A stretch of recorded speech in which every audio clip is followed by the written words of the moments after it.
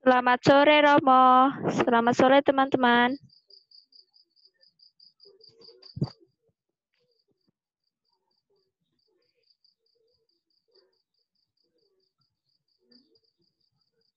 Sore.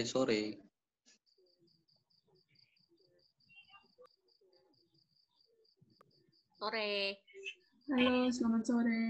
Selamat sore, Romo. Selamat sore, Romo.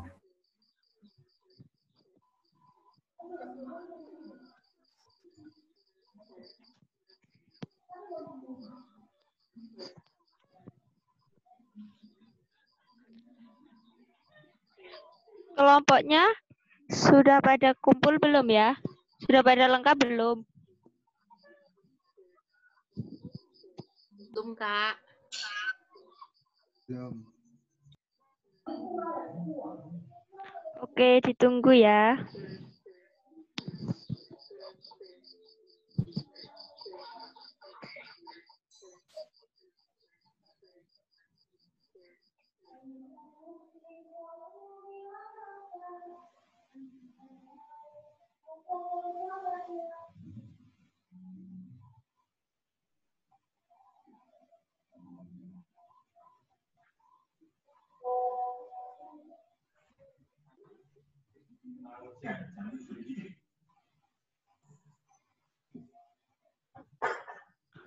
Usahakan jam 6 sudah pada masuk ke Zoom biar acaranya cepat dimulai.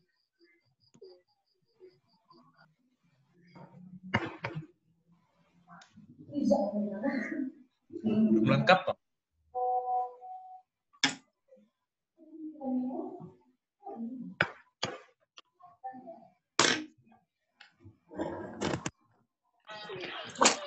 Selamat sore Romo. Selamat sore. Belum lengkap, Mah? Belum Romo.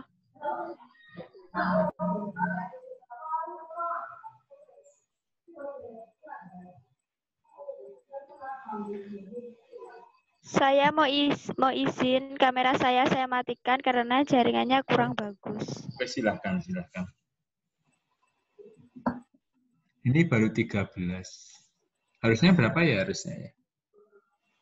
Harusnya itu, bentar, Romo. Dilihat dulu panitianya ada siapa aja.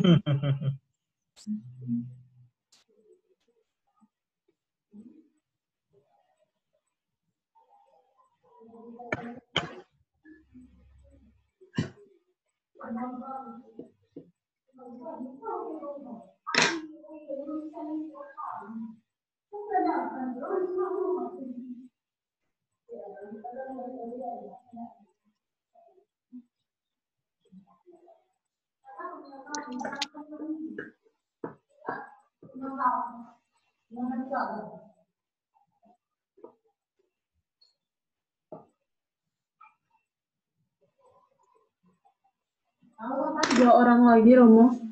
Oke. Itu yang anggota kelompoknya belum lengkap di chat ya, ketua-ketua kelompoknya.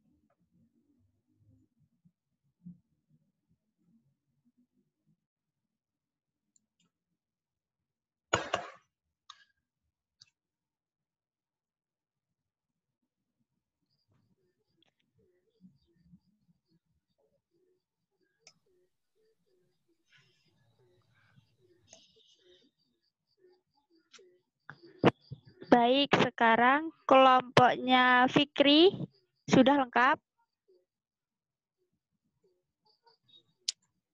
Sudah. Vika sama Dea. Kelompoknya Kalista sudah lengkap?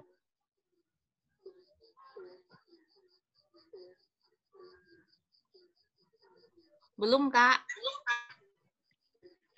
Oke, ditunggu ya. Kelompoknya Dea? Sudah lengkap. Oke, yang kelompoknya Kalista bisa disuruh masuk apa menyusul?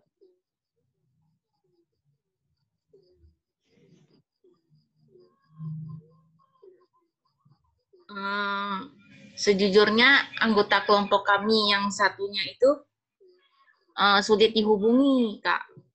Jadi kami hubungi terus tuh kayak dia tidak merespon. Udah dari lama sih. Jadi kami kerja juga berdua aja sebenarnya. Kami bingung juga mau gimana.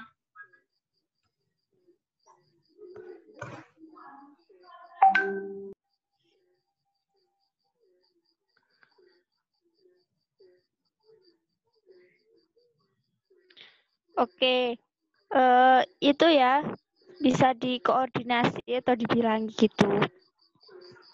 Ditindaklanjuti.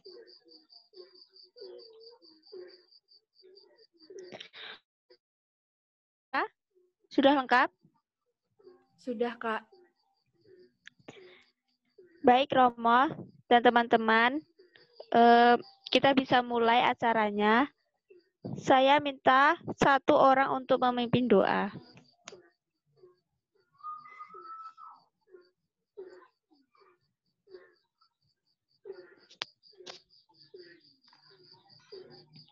Saya minta untuk Vika bisa pimpin doa.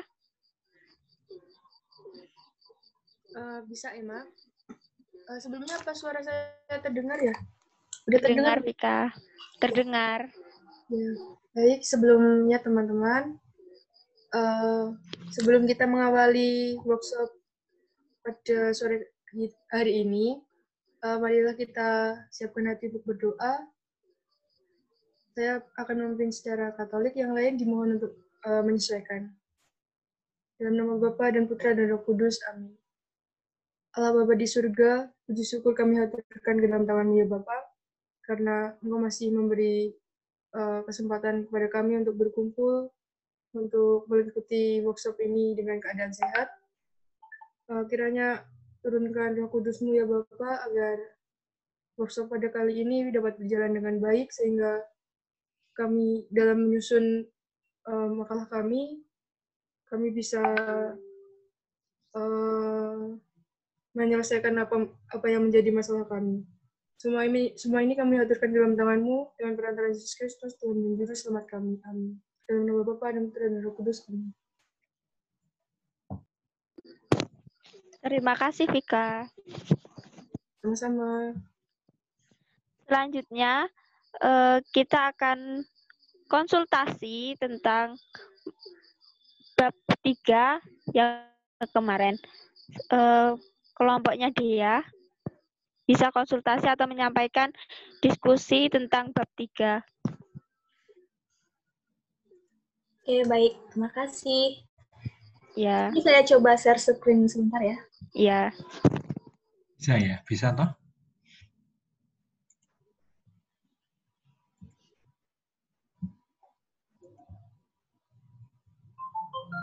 Apakah sudah terlihat share screen-nya? Lihat. Oke. Rekan saya bisa dimulai dari Ica mungkin? Ica? Ya. Oke. Bisa dimulai? Baik. Bisa. Maaf sebelumnya, tempat saya lagi ribut, jadi mungkin suara saya akan sedikit, suasananya akan sedikit ribut. Baik, untuk materi yang kami kerjakan pada ketiga kemarin, yaitu kami memulai dari bab 2, hasil dan pembahasan, di mana kami mengambil pembahasan ini dari tiga rumusan masalah yang kami buat di awal. Nah, yang pertama itu cara untuk mendorong semangat belajar siswa pada masa pandemi COVID-19. Di sini kami mengambil cara mendorong semangat siswa itu lebih ke bagaimana bagaimana motivasi siswa bisa ditingkatkan dalam menghadapi pandemi ini untuk belajar. Bisa ke bawah lagi?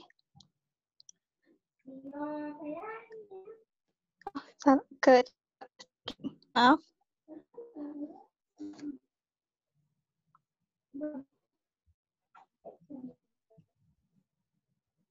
Dikit lagi.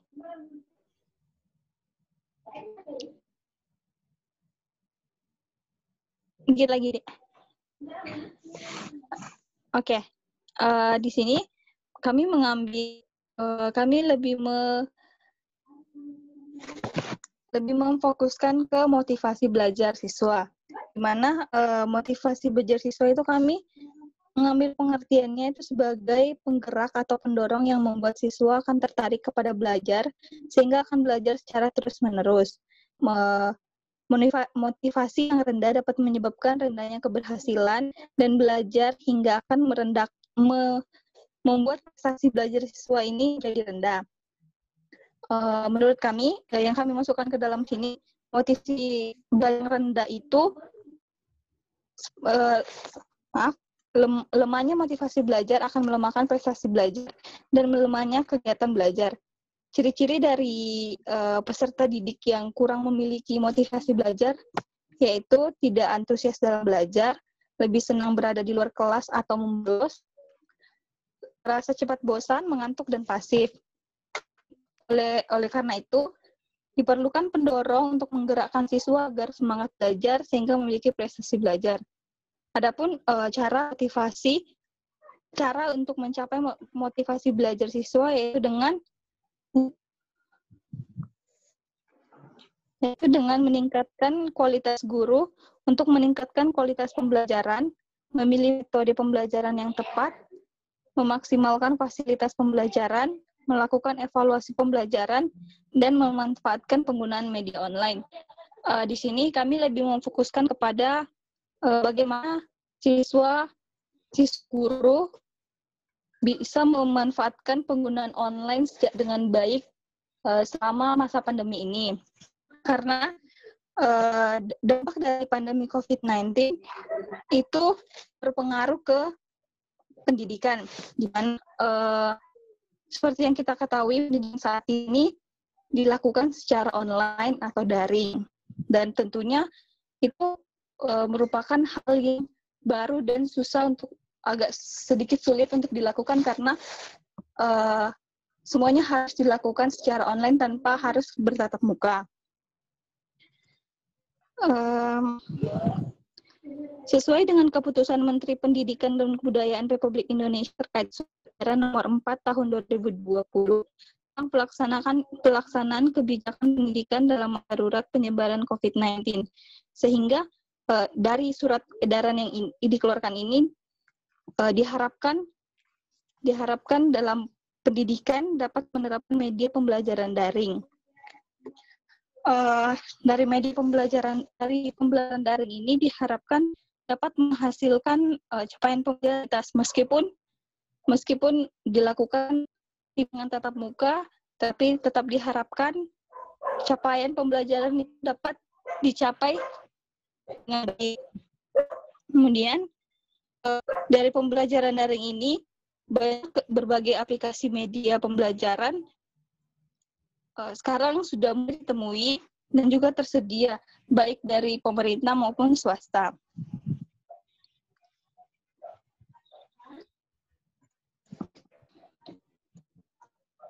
Media pembelajaran yang dapat digunakan seperti Ruang Guru, Zenius, Kelasku, Kahoot, dan lainnya. Juga ada media pembelajaran seperti YouTube, aplikasi WhatsApp, Google Classroom, atau e-learning.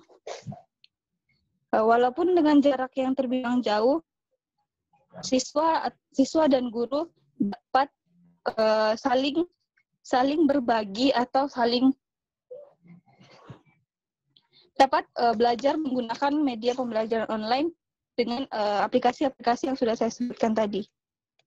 Untuk selanjutnya saya silakan kepada teman saya untuk menjelaskan bagian yang selanjutnya. Untuk bagian kedua adalah cara peserta didik menciptakan inovasi dalam proses belajar selama pandemi COVID-19.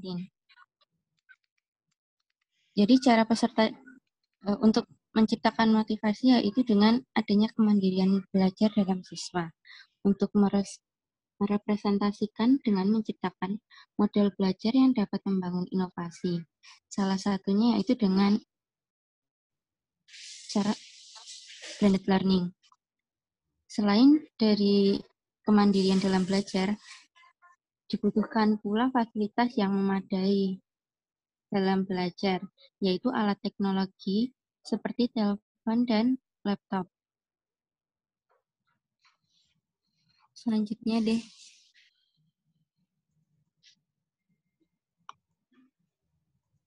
Dengan dilaksanakan pembelajaran secara online, maka membuat para pendidik memberikan tugas kepada peserta didik. Dengan pemberian tugas tersebut, diharapkan peserta didik dapat mengeksplor dari berbagai sumber serta dapat menggunakan berbagai aplikasi media sosial yang dapat mengembangkan inovasi dari peserta didik sendiri. Salah satu contoh yaitu tugas yang dapat diberikan ialah berupa presentasi mengenai suatu materi baru.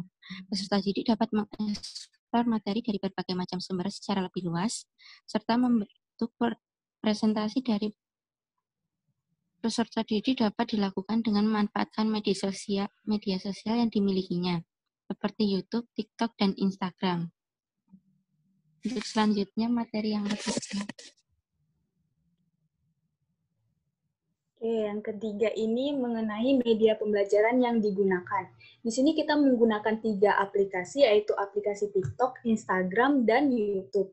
Nah, pada ketiga aplikasi di sini kita jelaskan mengenai apa kegunaan dari aplikasi tersebut. Selanjutnya di sini mengapa alasan kita mengambil aplikasi tersebut dan bagaimana itu dijadikan sebagai media pembelajaran. Nah, setelah itu kita masukkan mengenai beberapa fitur yang terdapat dalam aplikasi TikTok, Instagram, dan YouTube. Di mana fitur ini akan menunjang suatu pembelajaran sehingga pembelajaran tersebut dapat sehingga media tersebut dapat menjadi suatu pembelajaran yang dihasilkan. Nah, selanjutnya, setelah kita menjabarkan mengenai 3 aplikasi ini, kita juga ada memberikan suatu wawancara kepada peserta didik, di mana ini siswa-siswi SMA yang kita pilih. Nah, pada wawancara ini kita menanyakan mengenai aplikasi apa saja yang sering mereka gunakan, dan aplikasi tersebut digunakan mereka sebagai apa, seperti itu. Nah, di sini kita mendapatkan data, yaitu diperoleh banyak siswa yang sering menggunakan media sosial Instagram, YouTube, dan TikTok. Nah, selain itu juga didapat ide dari hasil penggunaan media sosial tersebut. Dari hasil penelitian kami mendapat 20 orang siswa dan siswi. Nah, hasil penelitiannya kami dapat tabel seperti ini, di mana rentangnya dari sering, jarang, dan tidak pernah. Di sini Instagram, kebanyakan siswa menggunakan Instagram dibandingkan TikTok dan YouTube. Nah, di sini kita bisa melihat sendiri bagaimana rentang dari penggunaan aplikasi tersebut. Selanjutnya, berdasarkan hasil data tersebut, dapat dilihat bahwa peserta didik ini cenderung sering menggunakan media sosial di masa pandemi. Nah, media sosial yang digunakan peserta didik ini biasa mereka gunakan sebagai hiburan, mengisi waktu luang, selanjutnya memperoleh informasi dan berinteraksi secara virtual dengan orang jauh. Selain itu, kita juga memperoleh data bahwa media sosial juga dimanfaatkan oleh peserta didik untuk belajar serta membuat atau mengunggah tugas sekolah. Nah, berdasarkan pada yang didapat dari pengisian kuesioner, peserta didik memiliki pemikiran bahwa ide yang akan dibuat dengan menggunakan sarana media sosial dalam menunjang pembelajaran ialah dengan membuat video berisi kumpulan rumus matematika dan nantinya akan diupload pada aplikasi YouTube. Baik, Romo, sekian dari presentasi kami. Apabila ada saran atau revisi dari artikel kami, saya persilahkan. Langsung nih ya, langsung saya ya. Iya, Ya, Romo. Oke. Coba saya dibantu. Ini tadi rumusan masalahnya apa ya? Rumusan masalahnya? Saya boleh Bentar, tahu. Romo. Ya, Dari atas ya. Oke.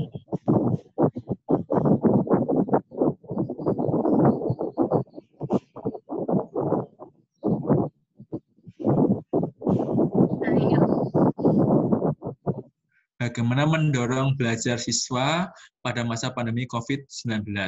Kemudian jawabannya apa? Jawabannya yang nomor 1 itu rumusan masalah.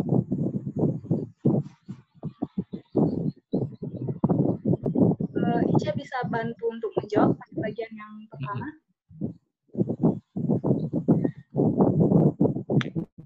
Bisa ke bawah dikit. Sebentar. Ya. Intinya apa? Di situ yang banyak itu intinya apa? Jadi cara untuk mendorong semangat siswa pada masa pandemi intinya dengan meningkatkan motivasi belajar siswa. Dari motivasi siswa sendiri ini dapat ditingkatkan melalui beberapa cara yang sudah kami masukkan. Tadi yaitu seperti meningkatkan kualitas guru dalam pembelajaran. Bisa ke bawah lagi, Dek. Penggunaan media sosial. Dan melakukan evaluasi pembelajaran dan memaksimalkan fasilitas pembelajaran. Oke.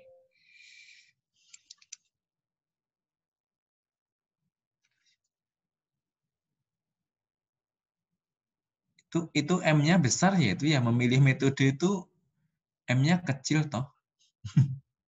Oh iya, Romo, maaf, Romo. Ya, memilih metode pembelajaran. Metode pembelajaran juga M-nya kecil ya. Itu bukan. Iya, berartinya itu typo. Iya, iya. Oke. Yang kedua, tadi ada 3 rumusan masalah kan? Yang kedua ya. Bagaimana peserta menciptakan inovasi? Lalu jawabannya apa itu? Jadi kan tujuan mengetahui cara inovasinya bagaimana? Jawabannya apa itu? Intinya bagaimana? Dengan menciptakan inovasi dengan kemandirian dalam belajar, Romo. Jadi inovasi yang ditawarkan di sini adalah kemandirian dalam belajar. Itu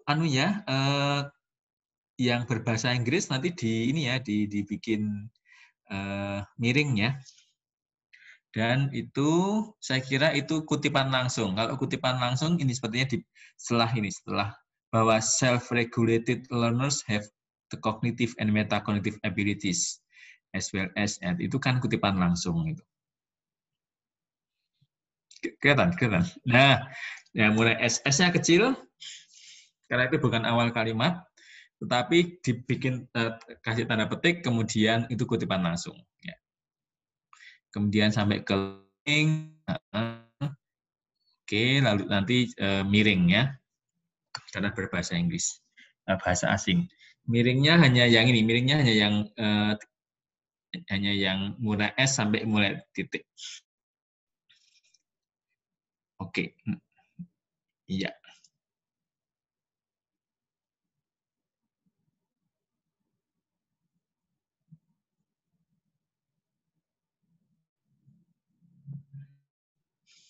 Oke, kembali ke rumusan masalah yang ketiga.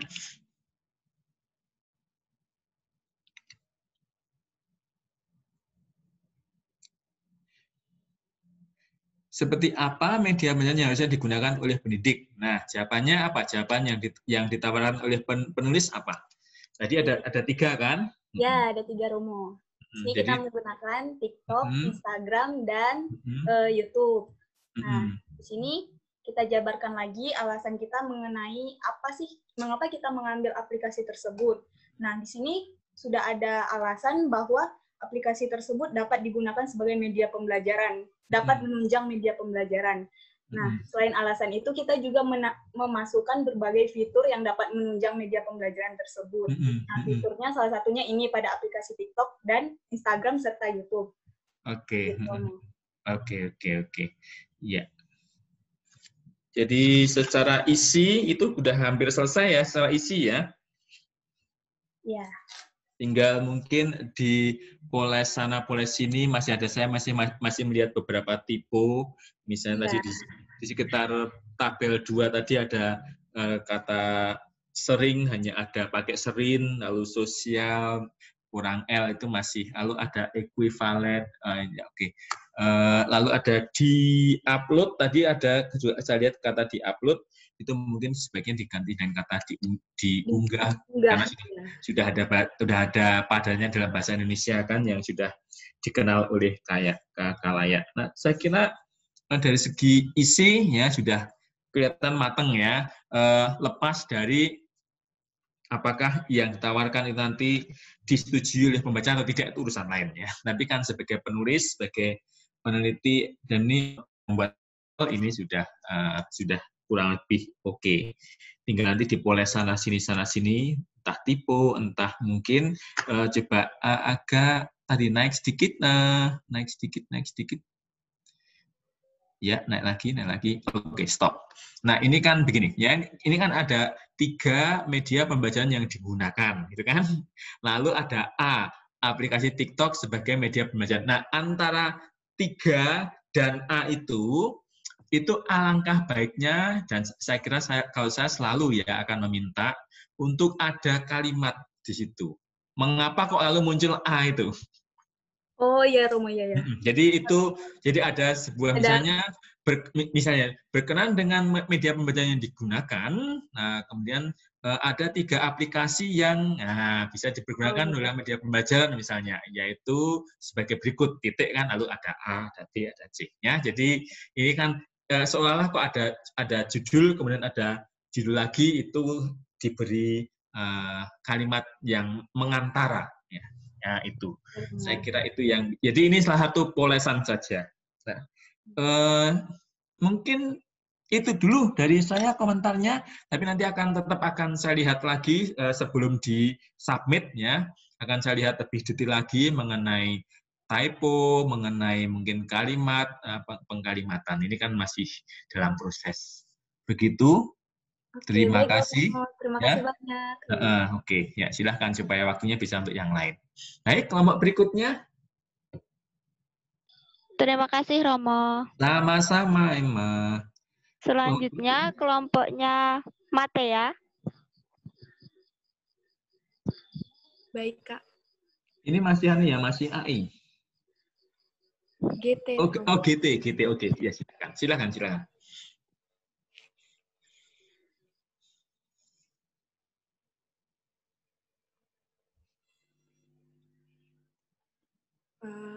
Baik, akan saya mulai. Ya, Kak. Baik, selamat sore Romo dan teman-teman. Saya perwakilan dari PKMGT dengan judul Pembentukan Organisasi sebagai Langkah Pengembangan dan Evaluasi Jarak Jauh. Nah, untuk bab 2 ini mencakup beberapa rumusan masalah yang telah kami buat, yaitu ada 5 rumusan masalah. Yang pertama, bisakah organisasi belajar dikembangkan agar menjangkau seluruh wilayah yang belum terdapat sarana pendidikan? Yang kedua, bagaimana cara mengoptimalkan kegiatan pembelajaran jarak jauh agar sesuai dengan tujuan dari organisasi belajar? Yang ketiga, rangkaian program apa saja yang akan dibutuhkan organisasi belajar untuk meninjau kegiatan pembelajaran jarak jauh. Yang keempat, apa tolak ukur keberhasilan dan pengadaan organisasi belajar. Yang kelima, mengapa organisasi belajar ini sangat penting untuk diadakan akibat masa pandemi saat ini. Baik, akan saya mulai dari rumusan masalah yang pertama, yaitu bisakah organisasi belajar dikembangkan agar menjangkau seluruh wilayah yang belum terdapat sarana pendidikan. Nah, organisasi belajar... Sebentar. Ini GT apakah harus menampilkan rumusan masalah ya? Iya, Rom. Iya. Formatnya memang begitu kan?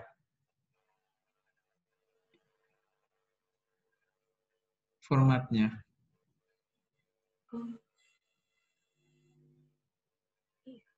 Mungkin panitia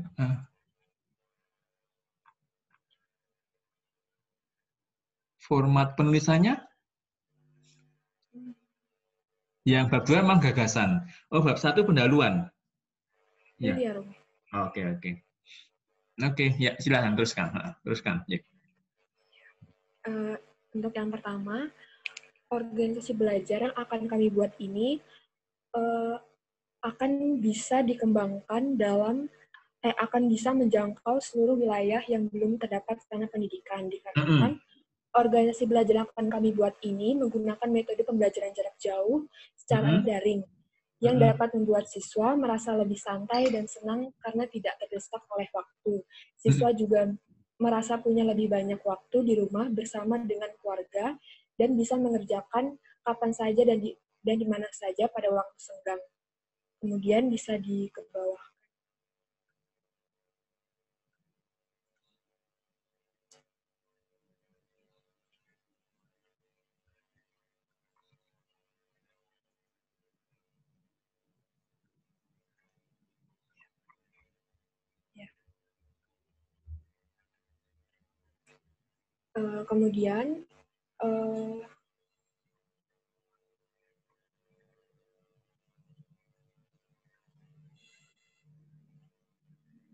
Kemudian dengan adanya organisasi belajar ini, pelajar yang berada di wilayah yang tidak memiliki sarana pendidikan lengkap atau terhambat oleh jarak dan biaya, bisa menimba ilmu serta dapat belajar secara gratis tanpa memikirkan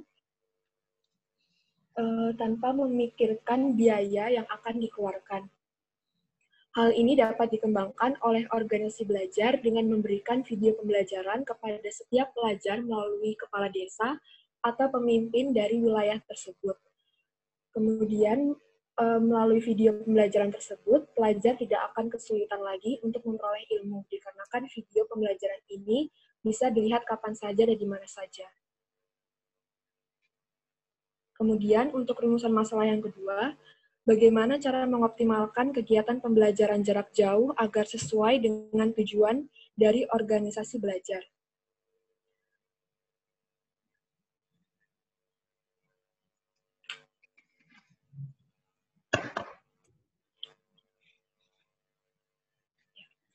Yang pertama, mahasiswa dan pelajar memiliki pikiran yang terbuka. Nah, pikiran yang terbuka itu dalam arti mereka mau belajar, menggunakan teknologi yang sudah canggih di zaman ini, yang sudah maju. Jika mereka tidak memiliki pikiran yang terbuka, hal ini akan menyulitkan mereka sendiri. Yang kedua, pengajar memiliki jadwal khusus antara mahasiswa dan pelajar. Nah, pengajar akan bertanya mengenai jadwal mereka terlebih dahulu. Setelah itu, pengajar akan membuat jadwal yang sebisa mungkin tidak mengganggu jadwal utama mereka. Yang ketiga, pengajar mampu menciptakan ide-ide baru dalam organisasi belajar. Ide-ide baru yang akan diciptakan sebisa mungkin tidak membuat mahasiswa dan pelajar merasa bosan dengan kegiatan belajar mengajar. Contohnya, seperti memberikan kata-kata motivasi agar mereka selalu semangat dalam belajar. Bermain game tentang materi yang diajarkan dan memberikan apresiasi berupa poin dan memberikan mereka kebebasan tetapi tidak lupa untuk bertanggung jawab. Yang keempat, menciptakan rasa persaudaraan. Pengajar biasanya disegani oleh mahasiswa dan pelajar. Oleh karena itu, pengajar harus bisa menciptakan rasa persaudaraan terhadap mereka agar mereka merasa nyaman dan tidak segan untuk bertanya, menceritakan keluh kesah, dan lain-lain. Tetapi tidak lupa untuk tetap menjaga sopan santun kepada yang lebih tua agar mereka tidak semena-mena. Kemudian untuk rumusan masalah yang ketiga, yaitu rangkaian program apa saja yang akan dibutuhkan organisasi belajar untuk meninjau kegiatan pembelajaran jarak jauh.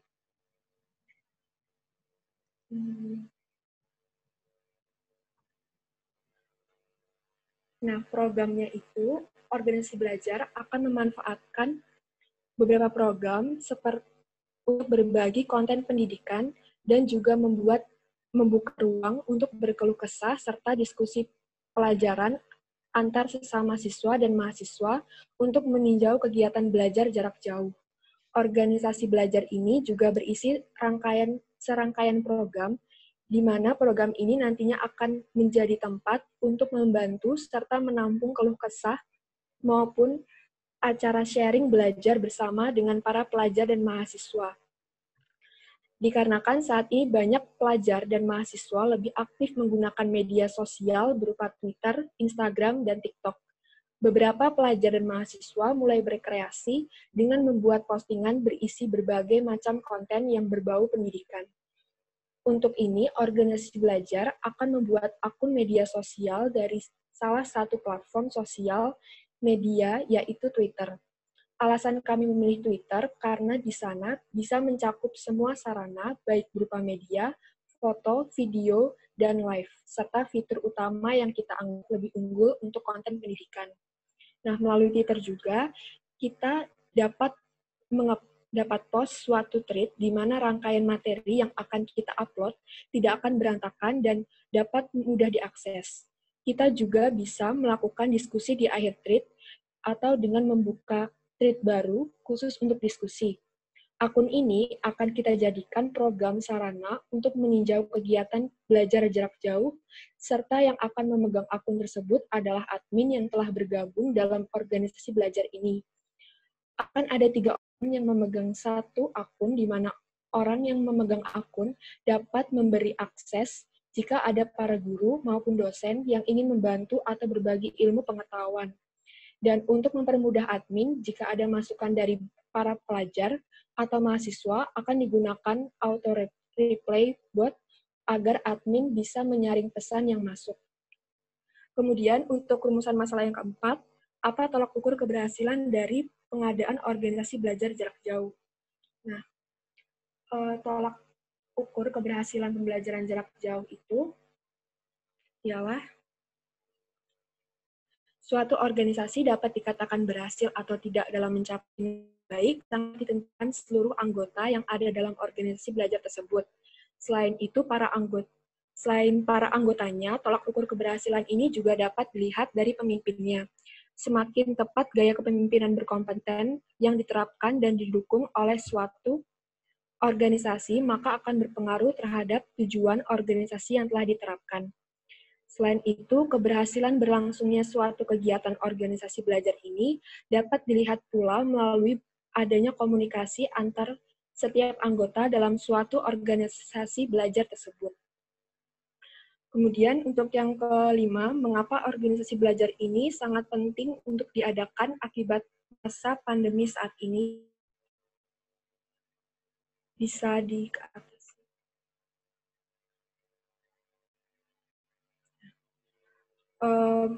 Menurut kelompok kami, organisasi belajar ini sangat penting untuk diadakan akibat pada masa pandemi saat ini, dikarenakan karena di saat-saat seperti ini banyak pelajar dan mahasiswa yang merasa lelah dengan belajar di rumah. Oleh karena itu, diperlukan sarana belajar jarak jauh yang menarik dan sesuai dengan minat para pelajar dan mahasiswa. Organisasi ini juga bertujuan untuk memfasilitasi pelajar dalam berkeluh kesah, menyampaikan saran, kritik, serta mengevaluasi pendidikan yang mereka dapatkan. Dengan adanya organisasi belajar secara daring ini, dapat membuat siswa merasa lebih santai dan senang karena tidak terdesak oleh waktu. Siswa juga merasa punya lebih banyak waktu di rumah bersama keluarganya karena bisa dikerjakan kapan saja pada waktu senggang. Selain itu, siswa merasa lebih punya banyak waktu beristirahat, bersantai, dan juga merasa lebih rileks serta tidak tegang. Siswa juga dapat berkeluh kesah dan mengevaluasi pembelajaran yang ia dapatkan. Sekian dari kami PKMGT, terima kasih.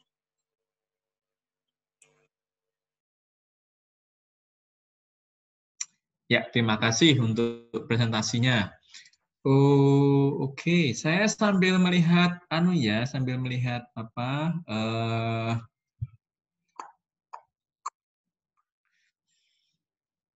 Oke, saya share dulu. Saya share screen sebentar.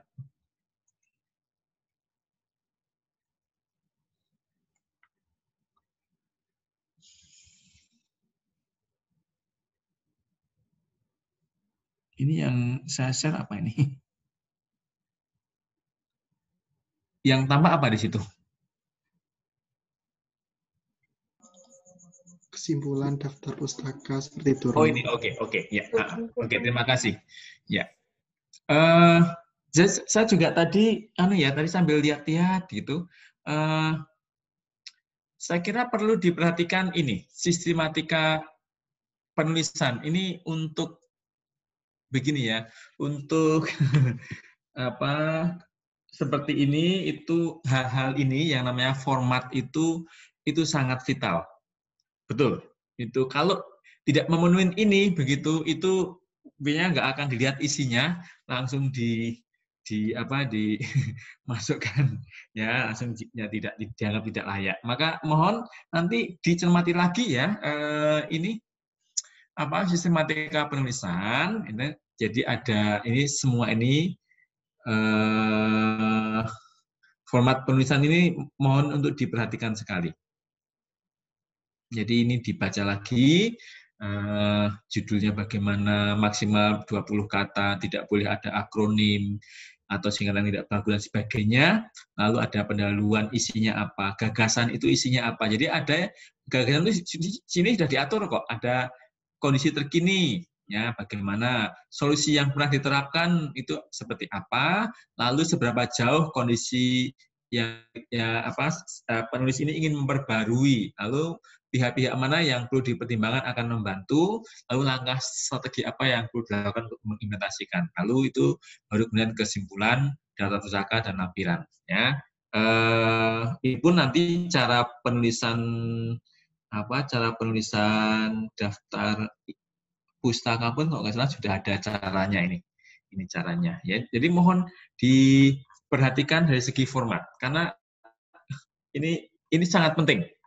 Format ini kalau kita nggak menyesuaikan dengan yang diminta itu namanya tidak lolos administrasi.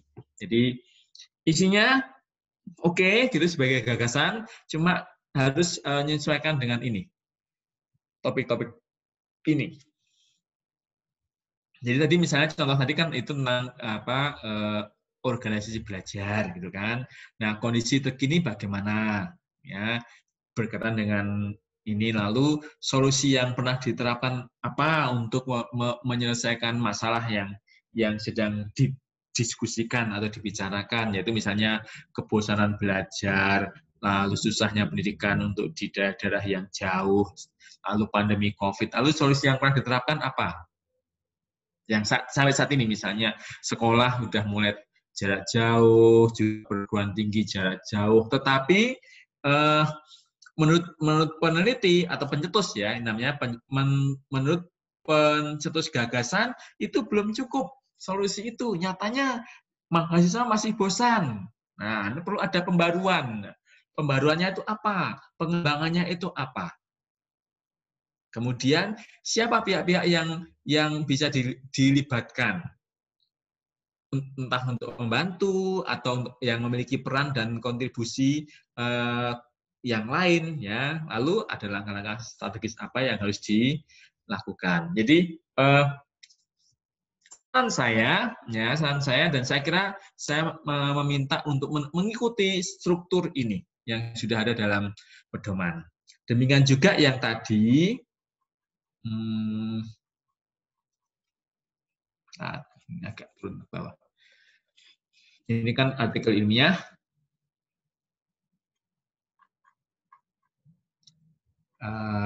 Tujuan usulan pembiayaan, kalau ada pembiayaan, artikel ilmiah, sistematika artikel ilmiah. Jadi nanti artikel ilmiahnya itu bentuknya seperti apa? Ini strukturnya seperti ini.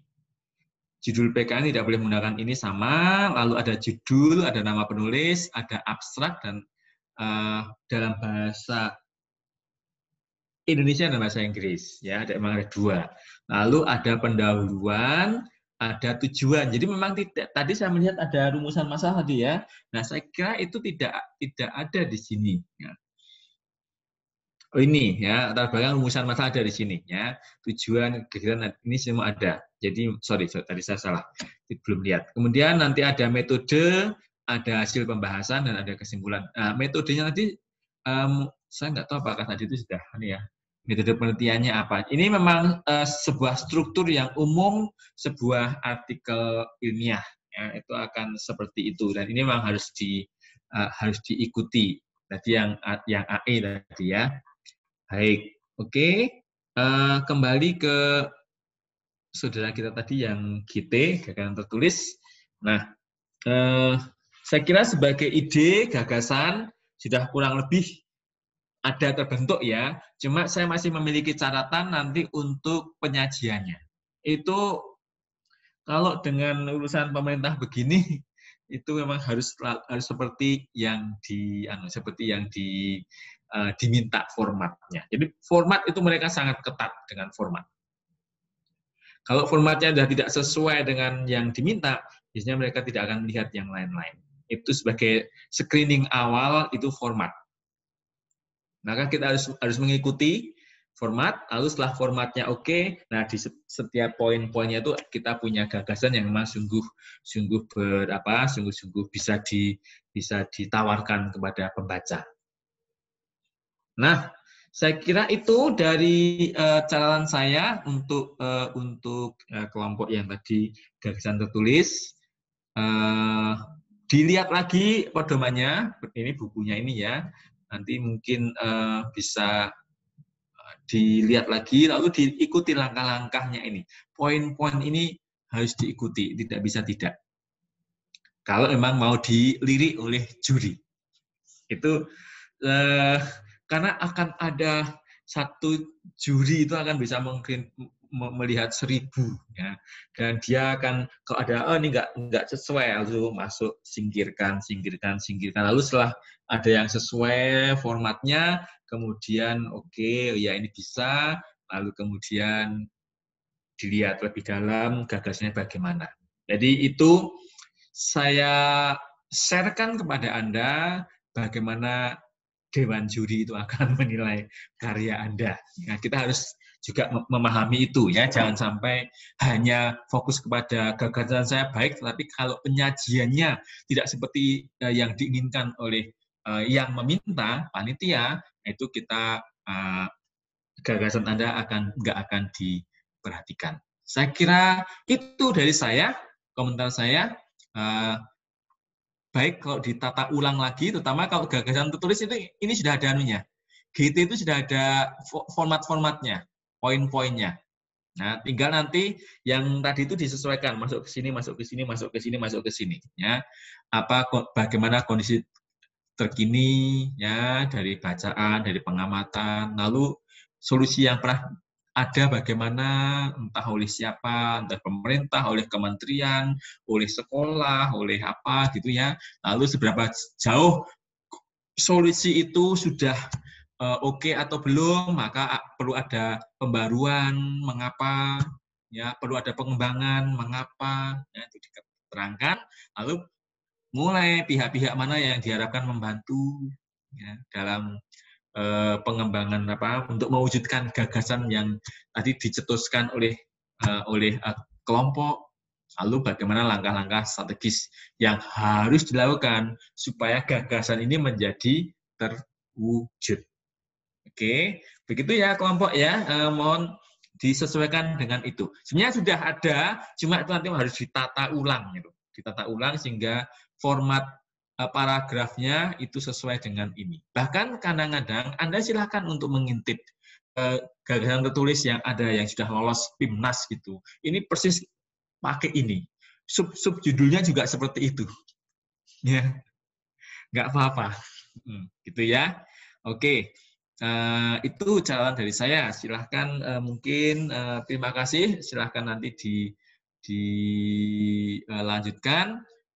Untuk diskusinya. Mungkin kelompok lain, silahkan Emma. Baik, terima kasih Romo. Baik Romo. Sama-sama. Selanjutnya, kelompok Fikri dari PKMP. Baik, pertama Romo, ini saya mau share screen. Oh, bentar. Ya. Oke, silakan. Ya, terima kasih. Ini PKM apa ini? PKMP Romo. PKMP ya. Iya. PKMP. Penelitian ya? Iya, Oke.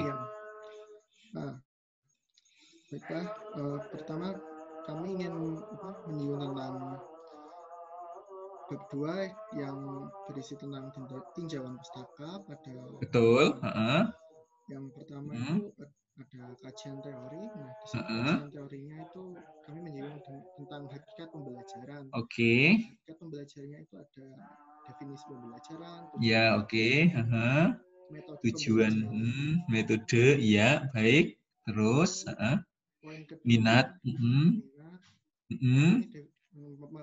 Menyinggung definisi minat, indikator macam minat belajar. Juga menyinggung tentang hipotesis penelitian. Oke. Penelitian di sini pengaruh gaya mengajar. Kami menyinggung tentang pengaruh gaya mengajar guru terhadap minat belajar siswa SMA dalam pembelajaran daring. Maka hipotesisnya antara lain sebagai berikut. Oke. Ya, ini berarti kalau ada hipotesis berarti nanti subjeknya siapa ya? Subjek penelitiannya ya? Kami ingin kalau semisal tahun depan itu masa daring, kami akan menghubungi adik tingkat. Oh gitu, oke. Ya, secara umum dari banyak SMA gitu. Oh ya. Jadi lewat Google Form ya? Kalau semisal tahun depan itu masih daring gitu. Kalau luring ya, tapi ini judulnya daring gitu. Baiklah. Lalu kami akan menyinggung bab 3 metode penelitian. Metode penelitian itu ada di sini ada tahapan penelitian, prosedur penelitian kami ada 2 di sini, daring dan luring. Daringnya itu kami prosedurnya itu penelitian dilakukan dengan menyebar angket lewat Google Form seperti itu. Penyebaran angket itu didasarkan pada koneksi mahasiswanya kepada adik kelasnya gitu. Oke.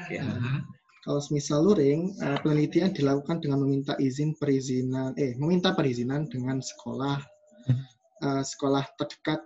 Mungkin kalau bisa di Jogja ya di Jogja gitu. Setelah itu masuk ke kelas dengan ya seperti itu. Sehingga setelah itu menyebar angket lalu minta angket ya. Untuk teknik pengumpulan data, di sini kami masih agak bingung. Apakah Vika bisa membantu? Vika? Ya, Vika. Menurutmu teknik pengumpulan data itu gimana? Jadi kan kemarin disuruh buat 2 plan. Nah, kalau buat luring itu jadi siswa penelitinya itu nanti kan kami datang ke sekolah gitu kan, Romo. Nah, itu kan nanti kami nyebar itu angket di lembar kayak gitu untuk diisi siswanya, Romo. Terus dokumentasi itu nanti kan berupa dokumennya itu sama nanti bisa sama foto. Terus lembar observasi itu kami yang melakukan, Romo. Jadi observasinya itu nanti mengamati bagaimana sih hasil dari mengajar guru, misal guru A ini. Nanti jadi kami yang menilai lembar observasinya, Romo. Lalu untuk daring hanya memerlukan angket, jadi angket itu maksudnya ya menyebar itu tadi, Romo, Google Form. Seperti itu. Oke. Ada satu lagi, Romo, maaf mau tanya. Kalau daring itu kan perlu berupa observasi untuk membuat opini dari siswa itu tadi menjadi suatu fakta kan, Romo. Dan jadi kami ingin melakukan semacam observasi. Cuma kalau untuk daring kan tidak mungkin kan untuk melakukan observasi, Romo. Jadi digantikan wawancara. Nah, wawancaranya itu nanti bisa lewat Zoom atau via telepon seperti itu, Romo. Bagaimana ya, Romo? Oke. Sekarang sebelum berlanjut ya, tadi sudah ada ini dengan hipotesis ya. Jadi coba tolong disorot bagian hipotesis ya. Ini oke, siap. Hipotesis penelitian adanya pengaruh dalam menjaring terhadap apa itu? Terhadap minat belajar siswa. Oh iya, ada pengaruh. Oke. Oke. Sekarang berarti ini kan ada alat yang untuk mengukur minat, antara yang daring, gimana ya? Nanti kira-kira datanya dalam bentuk apa? Kalau datanya dalam bentuk apa namanya? Dalam bentuk apa ya? Jenis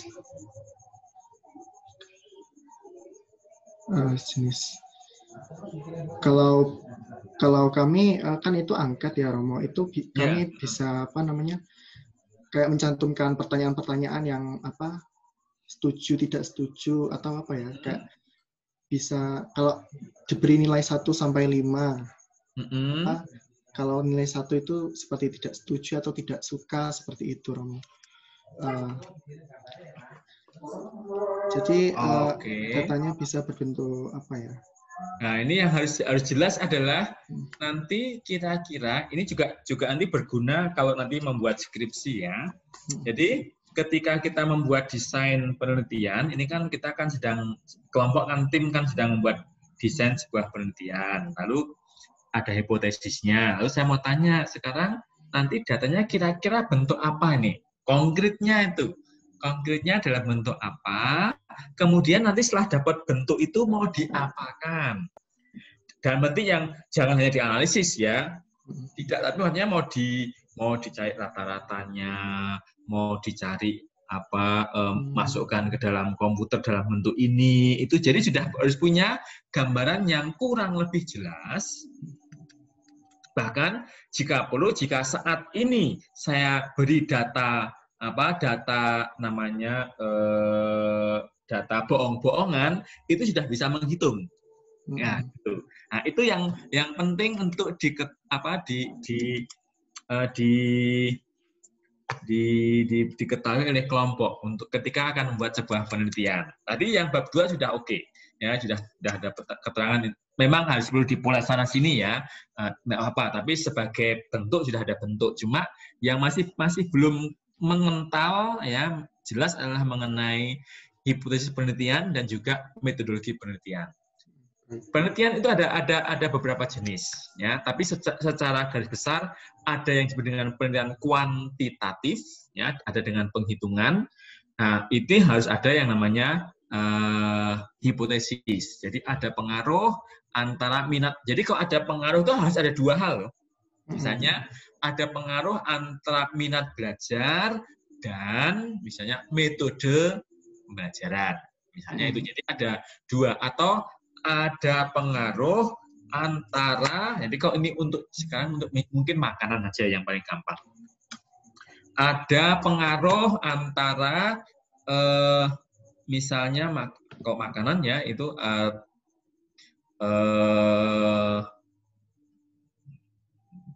antara warna makanan dan lakunya makanan. Jadi ada dua hal yang perlu dilihat dan nanti ini diuji secara statistik. Jadi ada misalnya gini, contoh konkret. Ada pengaruh antara nilai mata kuliah, misalnya mata kuliah kalkulus diferensial dan nilai tes masuk, misalnya begitu. Nah, jadi ini ada dua pasang, ada dua set yang diuji. Jadi di sini itu nilai kalkulus diferensial, yang ini adalah nilai tes masuk. Lalu diuji secara statistik, dimasukkan dalam komputer, kemudian nanti ada keluar itu, oh ternyata ada pengaruh dan ternyata tidak ada pengaruh. Ya, jadi kalau itu yang namanya penelitian kuantitatif. Nah, penelitian yang lain yang tidak kuantitatif itu yang disebut dengan penelitian kualitatif. Nah, penelitian kualitatif itu biasanya cukup dengan angkat-angkat yang terbuka. Ya, misalnya bagaimana, apakah belajar daring ini membuat Anda itu semangat minat belajar? Ada angket, ada wawancara. Lalu dari wawancara itu lalu dibikin rangkuman. Nah, dibikin deskripsi namanya. Ini deskripsinya, oh ternyata siswa-siswa di sekolah ini itu sering senang dan main jaring. Jadi mereka akan apa? Loh, ini bla bla bla gitu. Jadi ini yang disebut dengan penelitian kualitatif. Ini nggak ada hipotesisnya, tanpa hipotesis. Hanya ada rumusan masalahnya, itu ingin mengetahui pengaruh pembelajaran daring terhadap minat belajar tanpa hipotesis. Ya, nah, itu nanti dengan angket pertanyaan terbuka. Ya, jadi apakah Anda belajar daring? Ya, apakah belajar daring itu ini, itu, lalu jawabannya lalu itu dirangkum oleh peneliti, lalu dicari kesimpulannya. Oh, kok banyak yang suka ya? Oh, kok banyak yang nggak suka ya? Gitu. Ya, jadi ini mengenai. Sekarang kalau saya mulai bicara mengenai HA, HO, itu berarti sudah harus ada minimal dua set data yang nanti akan dihitung. Dimasukkan dalam komputer. Lalu dihitung secara statistik. Lalu dipakai uji T, uji ini, ada uji normalitas, macam-macam itu. Ya, jadi itu kalau saya mengusulkan memang yang itu survei aja. Tadi kan ada bilang pengamatan nih, yang tahu mengamati gimana pembelajaran daring. Bisa juga menjaring itu kalau ada yang Anda bisa kok pengamatan, mungkin Anda minta tolong dosen yang bersedia membantu mengamati di Zoom-nya bagaimana itu minatnya, bagaimana Anda bisa melihat mengamati itu apakah berminat atau tidak ya. Nah, itu lalu nanti sebagai hasil penelitian. Oke, ini catatan saya untuk yang bab 2 sudah kurang lebih oke gitu ya, tinggal dipoles sana poles sini. Lalu tapi yang bagian metodologi penelitian ini saya kira memang perlu dipertajam lagi. Kausal komparatif. Nah, itu saya juga tidak tahu metode kausal komparatif itu bagaimana. Ya, kalau mau jalan survei, ya survei, lalu setelah itu ada dari survei itu kemudian dibikin rangkuman. Lalu rangkuman itu dibikin sebuah deskripsi. Jadi hasil penelitian adalah ternyata pembelajaran daring itu menurut subjek yang kami wawancarai itu tidak menarik. Karena apa? Ya bosan di rumah. Ya, kemudian kurang interaksi dengan teman-teman misalnya. Nah, itu namanya temuan penelitian. Jadi hasil wawancara temuan penelitiannya itu. Oke. Ya, saya kira itu yang saya berikan sebagai masukan. Kalau nanti kelompok memutuskan dulu mana yang kira-kira perlu. Jadi saran saya yang mudah memang wawancara, kemudian dari wawancara itu lalu ada kesimpulan. Oh, ini kelompok ini kebanyakan suka, kebanyakan tidak suka dan sebagainya. Ya. Baik Romo. Baik Romo, terima kasih. Mas. Permisi Romo, kami ingin bertanya tentang biaya dan biaya. Soalnya kemarin sempat disinggung tentang biaya Romo waktu S3. Nah, itu kalau semisal daring itu kan kami kan nggak membutuhkan biaya banyak. Nah, itu kan anggarannya tertulis di buku pedoman itu sekitaran 5 juta kalau nggak salah, 5 juta. Nah, itu sekiranya gimana ya Romo? Kami juga bingung. Kalau misalnya tahun depan itu daring. Nah, biasanya untuk daring itu anggaran pulsa. kuota. Iya ini. Itu cukup banyak itu. Jadi untuk kuota bagi yang diwawancarai? Kalau bagian diwawancara itu sepertinya saya melihat untuk anggaran biaya itu konsumsi untuk yang tidak item biaya yang tidak diperkenankan diusulkan dalam RAP itu termasuk konsumsi untuk tim, dosen pendamping atau pihak ketiga. Apakah kuota untuk diwawancara itu yang diwawancara itu termasuk konsumsi? Bukan, saya kira nggak tahu ya. Kalau konsumsi untuk dosen memang tidak ada. Waduh, susah itu. Susah itu. Saya kalau udah mulai anggaran saya juga pusing. Ya. Mungkin saat ini saya belum bisa menjawab itu untuk anggaran ya. Mungkin Bu Maria mah jauh lebih tahu. Ya. Mungkin dosen-dosen yang lain saya kalau anggaran nggak terlalu ngerti saya anggaran nih.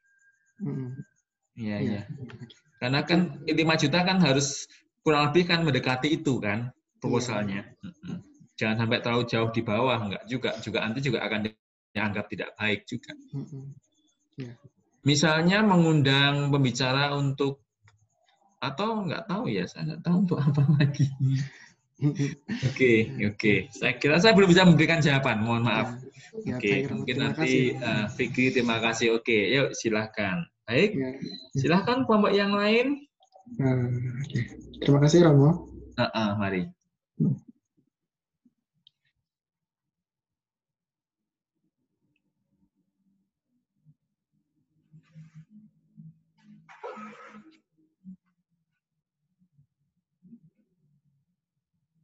Kelompok yang lain siapa?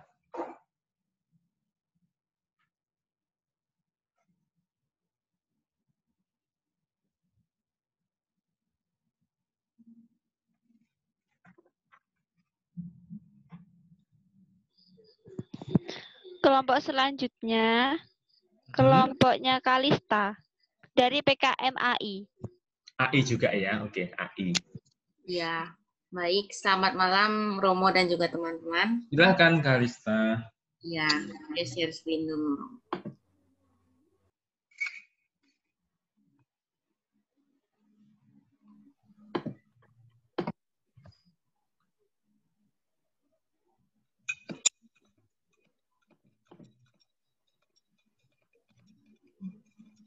Apakah share screen saya sudah terlihat, teman-teman? Belum. Oh, sudah. Baik, jadi presentasi akan dilakukan oleh teman saya. Silakan. Selamat malam Romo dan teman-teman. Di sini saya mewakili kelompok saya untuk mempresentasikan hasil pengerjaan kelompok kami. Jadi setelah kami melakukan survei terhadap pembelajaran matematika siswa SMA kelas 12 secara daring dan luring, kami memasukkan persentase jawaban dari responden ke dalam hasil dan pembahasan. Dan ternyata dari data tersebut kami dapat menyimpulkan jika siswa lebih memilih sistem pembelajaran luring setelah dibandingkan dengan data-datanya. Di sini juga kami memasukkan cuplikan dari hasil wawancara kami dengan responden. Oh ya Romo, sebelumnya kelompok kami ini mengubah subjeknya menjadi siswa SMA kelas 12 Romo. Oke, ya, silakan.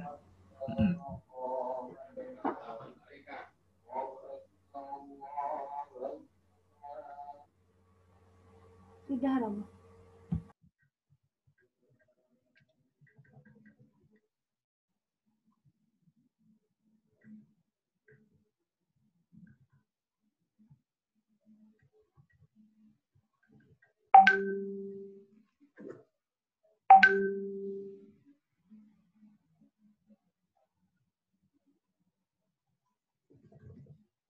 Jadi sepertinya seperti itu dulu, Romo.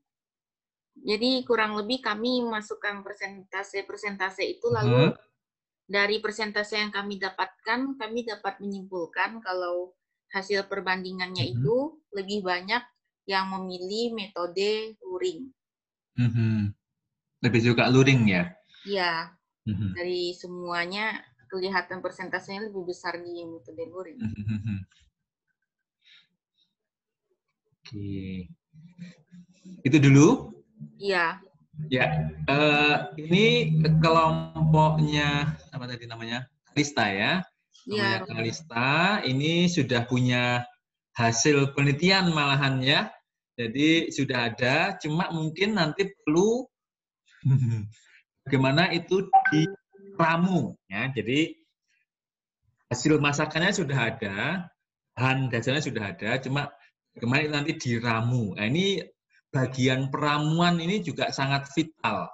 Seperti juga makanan sama-sama dari daging ya, dan itu enak begitu. Tapi kalau yang satu itu menarik, yang satu itu kurang menarik, itu nanti akan memiliki respon yang berbeda dari orang yang melihatnya. Nah, saya kira itu yang bisa saya berikan sebagai catatan. Bagusnya adalah ini sudah ada datanya, sudah ada hasilnya. Cuma bagaimana hasil itu diformulasikan, bagaimana hasil itu disajikan, ini yang saya kira tantangan bagi ke tim ini, artikel ilmiah. Oke, sebentar saya. Oke, sekarang tolong kita diskusi mengenai rumusan masalah dan tujuan penelitian. Saya kan sudah lupa ya, tolong diingatkan. Coba tolong ke atas dulu rumusan masalahnya. Oh ya, Romo. Sepertinya kami masih ada kurang satu pembahasan. Di mana kami mau membahas ini. Bagaimana caranya untuk meningkatkan sistem pembelajaran daring kan?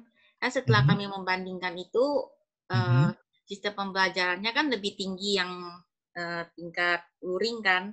Jadi, tujuan awal kami itu bagaimana cara untuk meningkatkan efektivitas yang daring itu. Nah, di situ kami masih mencari sih solusinya, Romo. Oke. Sebentar saya lihat ya. Nah, di sini. Rumusan masalah, apa aja efek pandemi. Oke, nomor 1, jawabannya apa? Apa aja efek pandemi terhadap tingkat pembelajaran matematika pada siswa SMA? Nah, jadi efek pandemi itu tentu saja membuat kita terpisah jarak kan untuk melakukan pembelajaran. Sehingga misalnya kalau di sekolah itu pada saat jam pelajaran itu siswa bisa kalau mengalami kesulitan dalam belajar bisa langsung bertanya pada teman-temannya dan juga gurunya, tapi gara-gara pandemi jadi tidak bisa. Lalu juga karena pandemi kegiatan pembelajaran kan jadi lebih sulit karena terkendala jaringan.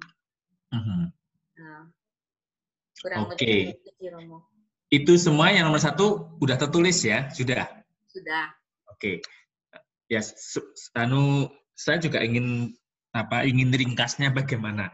Yang nomor 2 tadi dengan data-data tadi ya, perbandingan kemampuan matematika yang belajar tetap muka, dan yang, jadi masih punya nih yang tatap muka, nilainya dari mana? Dari survei Google Form. Jadi kita bikin dua angket.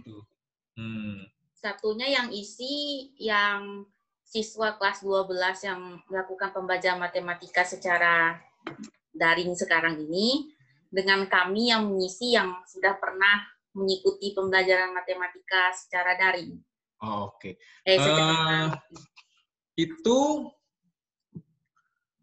yang ditanyakan apa kira-kira anunya?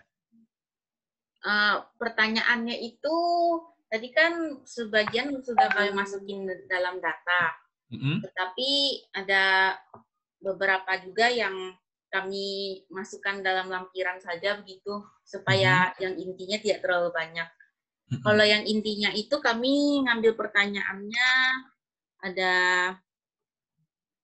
ini. Kalau ini cuplikannya itu singkat saja pertanyaan. Ini sudah mewakili pertanyaan-pertanyaan kami. Cuma jawabannya cuma dipilih yang mewakili saja.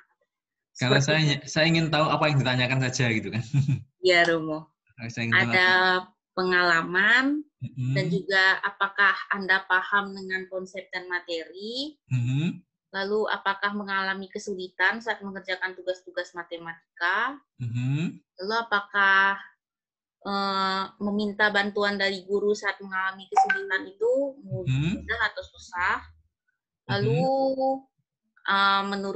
menurut responden ini, sistem pembelajaran matematika mana yang lebih efektif? Lalu ada juga dari diagram-diagram ini kami bertanya tingkat pemahamannya bagaimana, dapat digambarkan dari diagram ini. Ada beberapa yang jawab paham, ada yang juga tidak. Lalu ada yang dua-duanya juga bingung mungkin ya jawabnya. Oh, gitu.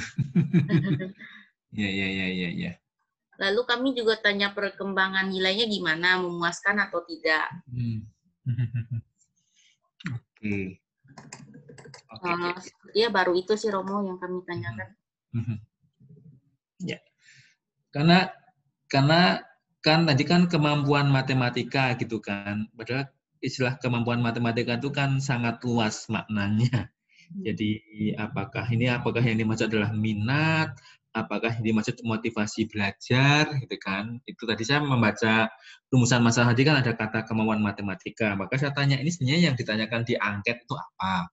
Lalu dari situ kan nanti kita kalau katakan mengapa? Karena istilah kemampuan matematika itu sangat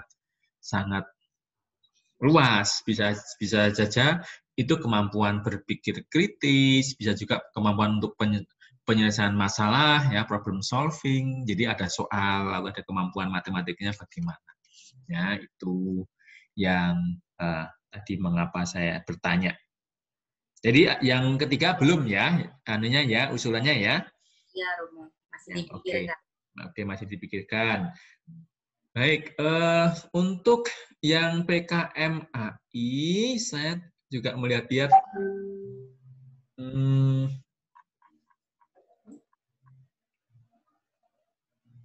Oke, sebentar ya.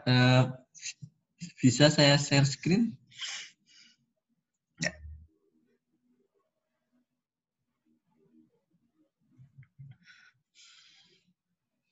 Baik, ini untuk PKMAI. Saya kira yang lain juga karya ini, jadi maka cukup menyampaikan karya tulis ini kok. Karya tulis bentuk artikel ilmiah bikin secara daring. Ini adalah hasil penelitian di antara bisa hasil KKN ini dan juga akademik ya, oke ya. Oke, ini cek semua oke, semua oke. Lalu oke, meningkatkan ini halnya bla bla bla bla bla, tujuan juga bla bla bla bla bla, tujuan dari AI juga bla bla bla bla, ini bukan urusan kita. Nah, ini oke ya. Saya kira anggota kelompok aktif S1 atau diploma dan berjumlah usul 3 orang, nama usul oke, ini bla bla bla bla bla, ini sistematika artikel ilmiah ya, nanti judulnya, judul ini tadi sama, tadi sudah saya bahas juga. Lalu menyusun mengunggah proposal, yaitu isian kelengkapan, sampul, pengesahan, halaman, dan sebagainya. Nanti bisa kita ikuti. Nah, ini isi artikel. Mohon proposal ditulis ini time management ini, dan barisnya ada 1/15 spasi. Ukurannya ini mohon diikuti dengan cermat. Halaman kelengkapan sampul sampai dengan daftar isi diberi nomor halaman dengan ini. Ini kadang-kadang mahasiswa sering kelewatan pada sudut kanan bawah. Lalu halaman utama itu dimulai dari kata pendahuluan sampai dengan lampiran diberi nomor halaman dengan angka. Nah, ini yang mana ini? Oh, di kanan atas. Kanan atas. Lalu formatnya, format sistematika ini, mohon, ini judul, nama penulis, abstrak dalam bahasa Indonesia dan dalam bahasa Inggris, ya. Lalu ini adalah spasi 1, ya. Lalu ada abstrak, ada kata-kata kunci, keywords namanya. Oke, 3 sampai 5. Lalu ada pendahuluan, dari pendahuluan ini berarti nanti dalam bentuk ada latar belakang, rumusan dan sebagainya. Lalu ada tujuan. Kemudian ada metode. Nah, sekarang metode untuk kelompok ini sudah Udah ada ya atau belum? Sudah ada, Romo. Sudah ada ya metode penelitiannya ya? Iya. Ya. Oke. Tapi sebenarnya kemarin belum sempat dikonsulkan sih, Romo. Nah, Atau udah mau hasil. lihat dulu, Romo. Nah, hasil pembahasannya, lalu kemudian tadi kurang satu ya, berarti ya? Iya. Nah, lalu nanti kesimpulan. Jadi kesimpulan merupakan hasil akhir tulisan ya, lalu bagaimana ini sebetulnya adalah jawaban secara singkat dari 3 rumusan masalah itu atau tujuan penelitian. Ini kan ada tujuan penelitian. Lalu kemudian ucapan terima kasih, daftar pustaka semua ada, bla bla bla bla. Oke, jadi saya hanya menginginkan nanti supaya kelompok juga cukup memperhatikan itu, cukup tertib diikuti karena seperti saya katakan tadi ini cukup vital kalau kita mengajukan proposal-proposal seperti ini. Saya kira itu diteruskan nanti mungkin yang berikutnya. Ini kapan tuh anunya ini harus disubmitnya? Belum tahu.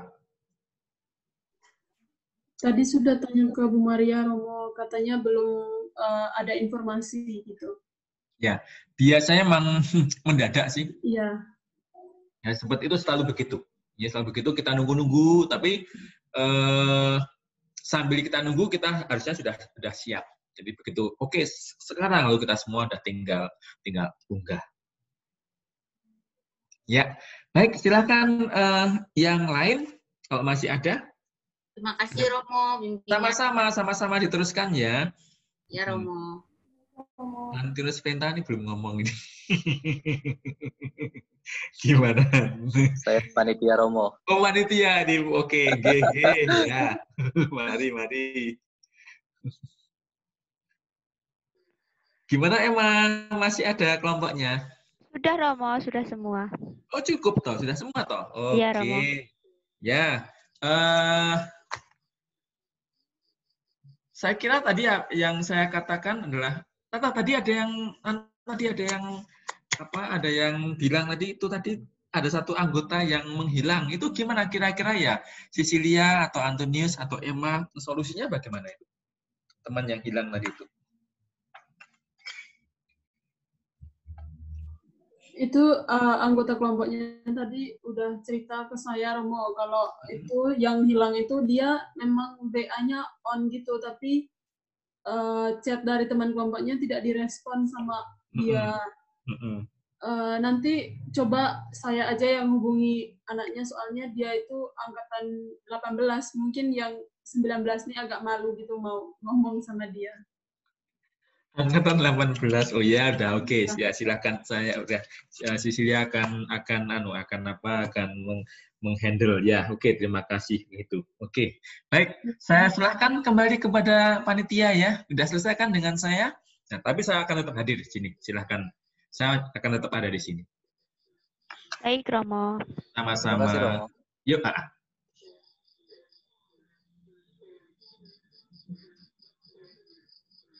Kak Ita bisa share screen?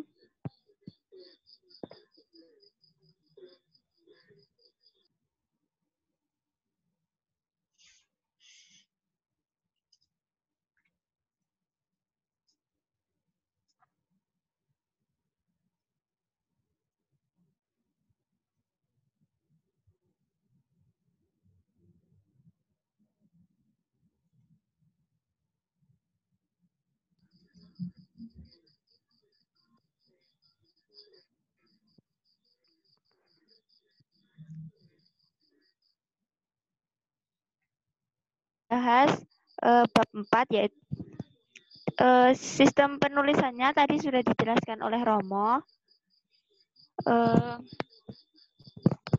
Proposalnya itu bisa ditulis menggunakan huruf Times New Roman ukuran 12 dan jarak baris itu 1,15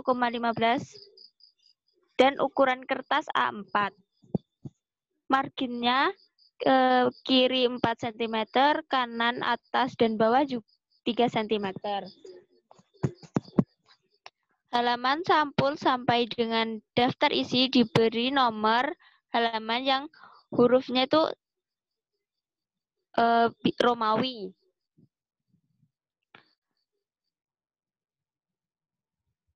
sudut kanan bawah. Dari pendahuluan sampai dengan lampiran itu diberi halaman dengan 1, 2, dan seterusnya yang diletakkan pada sudut kanan atas.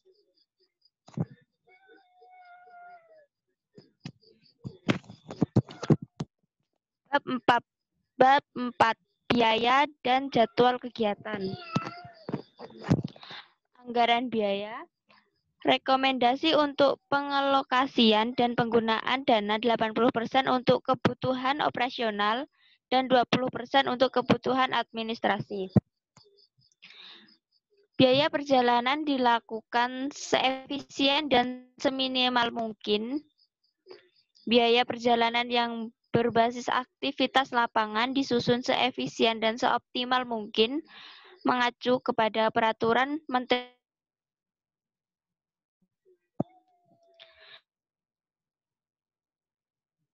pengelolaan PKM berbasis daring. Item biaya yang tidak diperkenankan adalah 1. Honorarium untuk tim, dosen pendamping atau pihak ketiga. Yang kedua, konsumsi untuk tim, dosen pendamping atau pihak ketiga.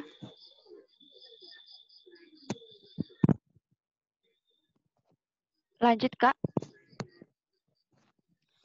Pembelian atau penyewaan barang berupa komputer PC, laptop, printer, ponsel, kamera, dan itu tidak sifatnya wajib agar besarannya tidak melebihi 1,5 juta. Penyusun, penggandaan atau penjilitan laporan kemajuan, laporan akhir kecuali PTS atau PTN yang mewajibkan hard copy. Kertas tidak lebih dari 2 rim, ATK sesuai kebutuhan, perjalanan seminar luar kota,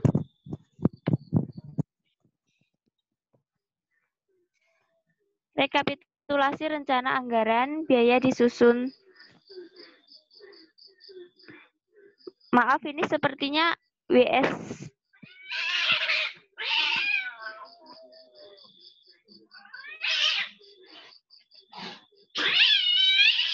Itu kucingnya siapa itu? Enggak apa-apa.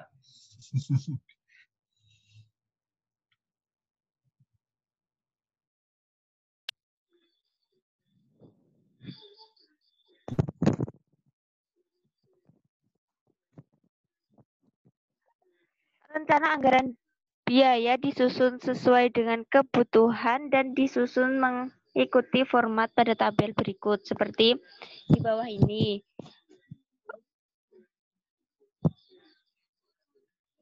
Lihat teman-teman.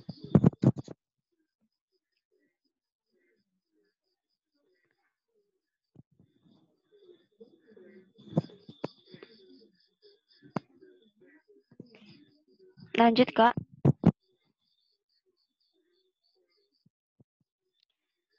Jadwal kegiatan ini antara 3 sampai 5 bulan disusun dalam bentuk seperti di bawah ini.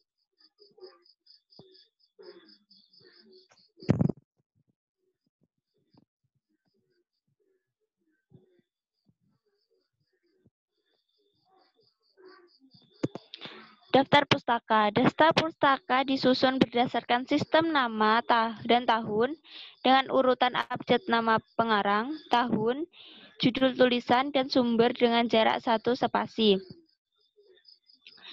Kedua, hanya pustaka yang dikutip dalam proposal penelitian yang dicantumkan di dalam daftar pustaka.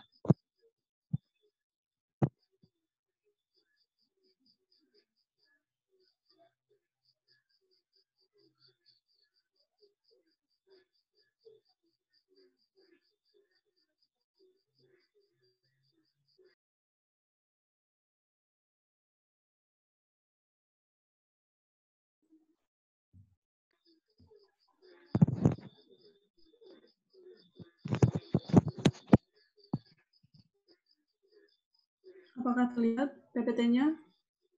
Terlihat, Kak. Sudah, Kak. Yang pertama PKM-GT. Sistem penulisannya itu yang sudah dijelaskan tadi sama. Proposal PKM ditulis menggunakan huruf Times New Roman. Ukurannya 12 dengan jarak baris 1,115 spasi dan ukuran kertasnya A4, margin kiri 4 cm, margin kanan atas dan bawah itu masing-masing 3 cm. Halaman sampulnya masih sama seperti tadi. Halaman lampirannya juga sama seperti tadi.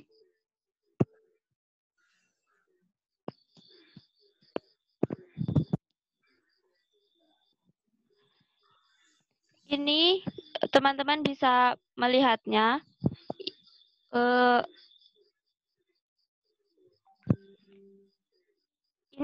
Ini judul, formatnya bisa dilihat.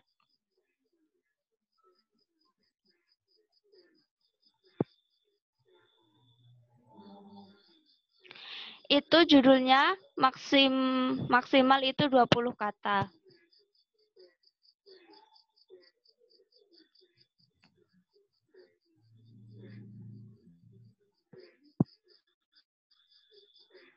Lanjut, Kak.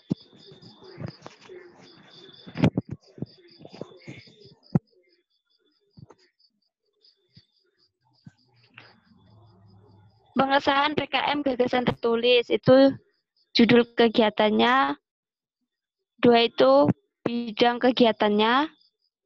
Ketiga, ketua pelaksanaan kegiatan, berisi nama lengkap, NIM, jurusan, perguruan tinggi, alamat rumah, dan alamat email.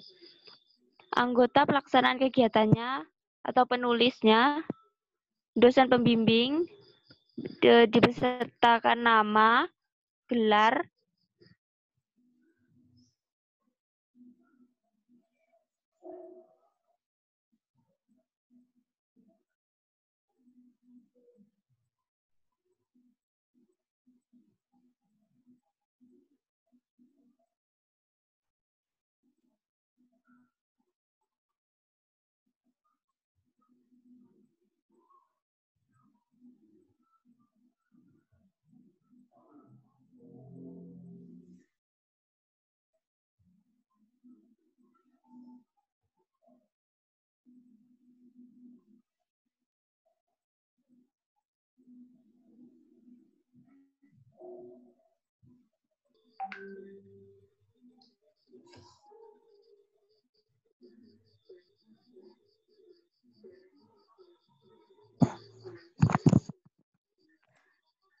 maaf Romo, tiba-tiba jaringan saya hilang.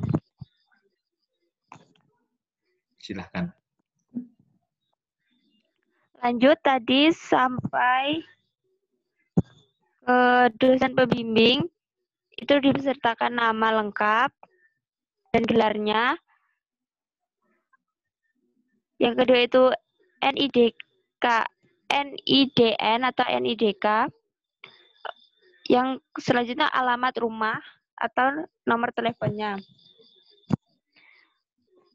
Ini dibesertakan tanda tangan pembantu dekan atau ketua jurusan, departemen, program studi, bimbing unit kegiatan mahasiswa. Yang kedua itu ketua pelaksanaan kegiatan.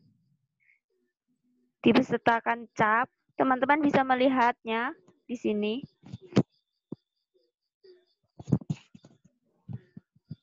Lanjut, Kak. Lampiran 1 itu isi biodata ketua, anggota yang ditandatangani. Yang kedua biodata dosen pendamping. Lampiran ketiga itu susunan organisasi tim penyusun dan pembagian tugas. Yang keempat surat pernyataan dari ketua tim.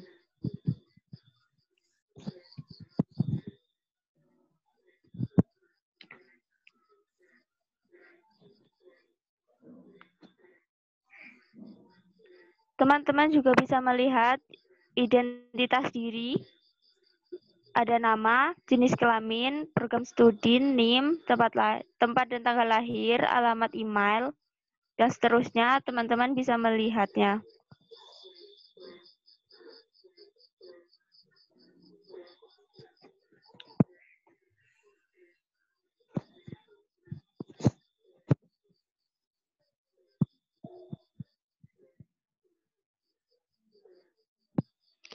Nanti juga PPT-nya akan di-share ke grup.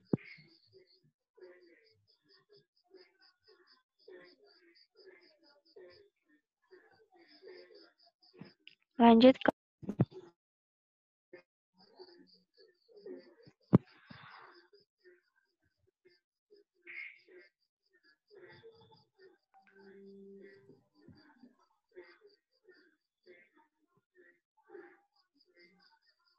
susunan organisasi tim kegiatan dan pembagian tugas. Ini ada NIM, ada nama dan NIM, program studi, bidang ilmu, alokasi waktu atau jam atau minggu, iuran tugas.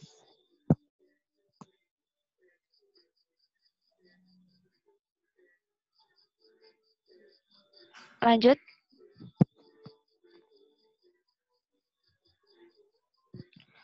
Ada KOP perguruan tinggi.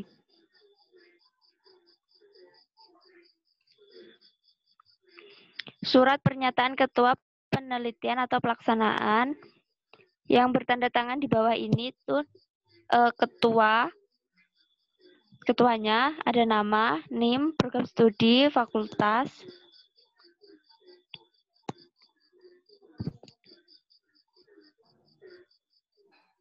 Lanjut, Kak.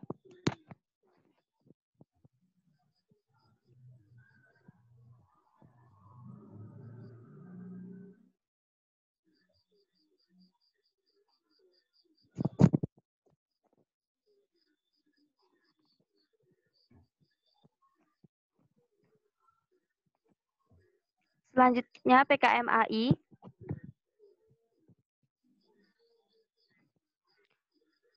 Sistem penulisannya itu judul tidak boleh menggunakan akronim atau singkatan yang tidak baku dan hanya diperbolehkan maksimal 20 kata.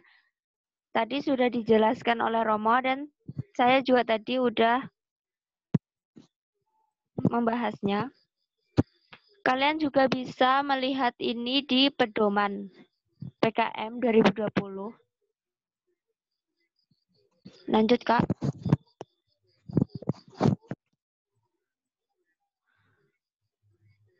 Penilaian artikel ilmiah dilakukan secara daring oleh penilai dari Ditjen Balmawa. Tulisan atau naskah bersumber dari karya mahasiswa pada bidang akademik dan penelitian inovatif terkait dengan kegiatan program kompetitif atau sejenisnya. Praktek lapangan, kuliah kerja nyata, magang, penelitian, atau bagi mahasiswa yang membentuk kelompok studi atau riset, misalnya studi khusus kelompok dalam rangka tugas khusus mata kuliah tertentu. Karya tersebut dapat dilaksanakan kelompok mahasiswa yang menuliskannya. Setiap artikel wajib menyertakan surat pernyataan yang berisi 1. Sumber penulisan yang diacu, 2. Naskah belum pernah diterbitkan atau dipublikasikan dalam bentuk proceeding maupun jurnal sebelumnya. Ditandatangani ketua pengusul dan ketua prodi atau departemen atau jurusan serta dicap.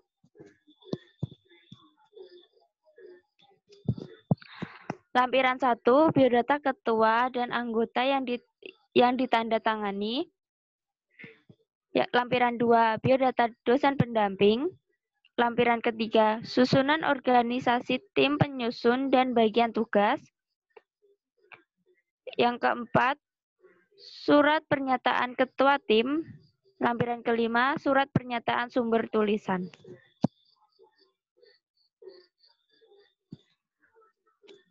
Formatnya bisa dilihat.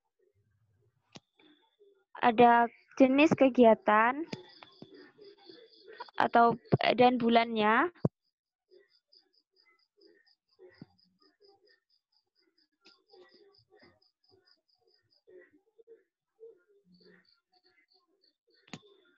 lampiran kedua biodata ketua dan anggota. Teman-teman juga bisa melihatnya.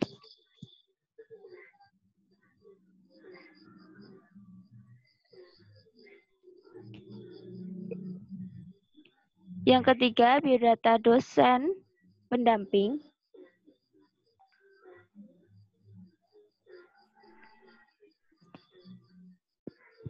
Teman-teman bisa melihatnya.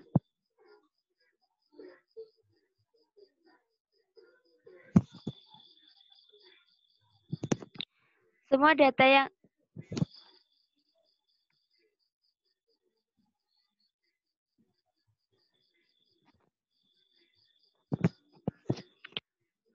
data yang diisikan dan tercantum dalam biodata ini juga bisa disampaikan di penutup setelah biodata dosen pendamping.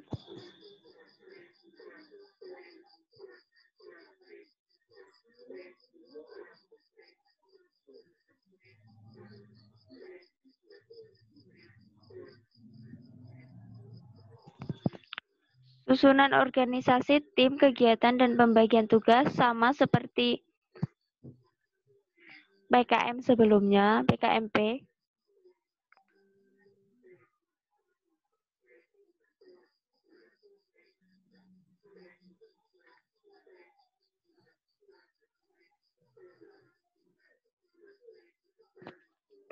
Lampiran kelima, surat pernyataan ketua pelaksana. Teman-teman bisa melihatnya.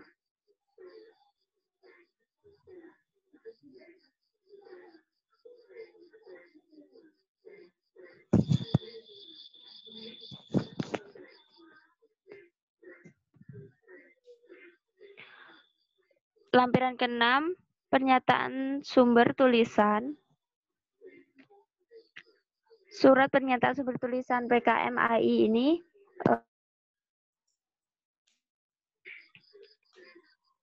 ada yang menandatangani surat pernyataan,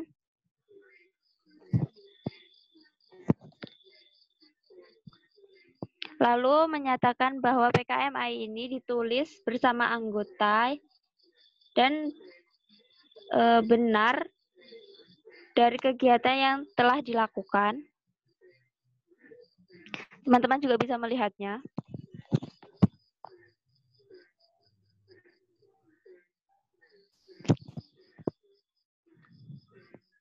Dan pernyataan bahwa naskah tersebut belum pernah dipublikasikan.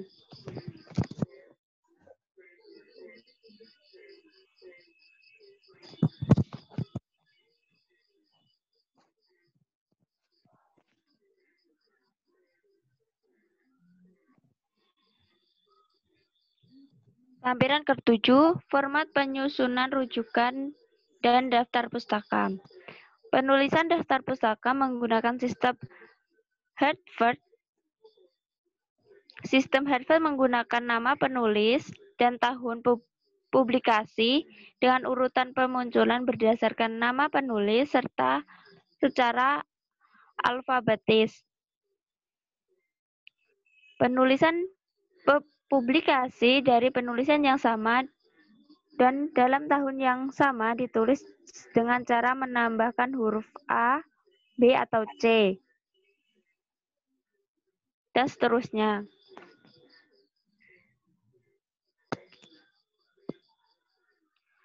Ditepat di belakang tahun publikasi,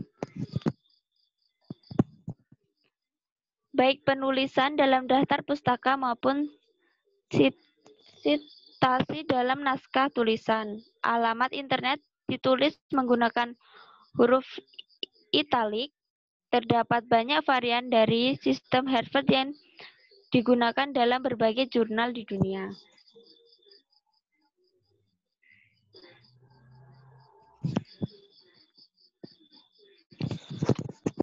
Contohnya seperti ini, sumber penulisan buku. Teman-teman bisa melihatnya.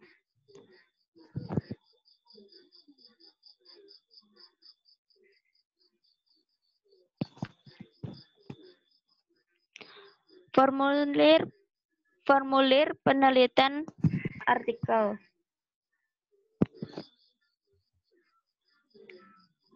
Teman-teman bisa melihat formatnya seperti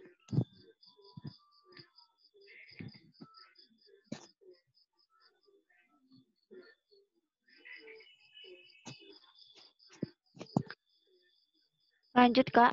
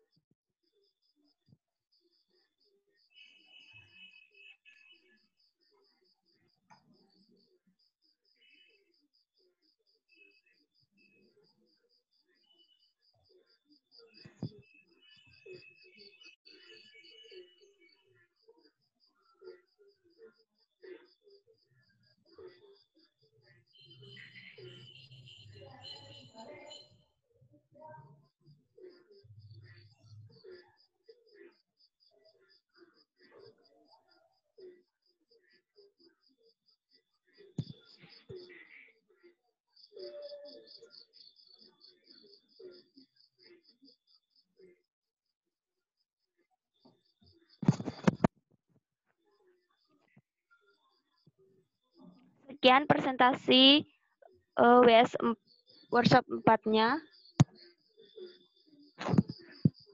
Terima kasih juga Romo udah menyempatkan waktu untuk konsul. Dan teman-teman yang udah menyempatkan waktu untuk ikut WS 4-nya. Terima kasih untuk panitianya juga. Semangat. Sama-sama Romo. Untuk yang biodata dosen nanti saya siapkan hingga udah selesai, lalu saya share kepada yang setiap timnya. Oke Romo.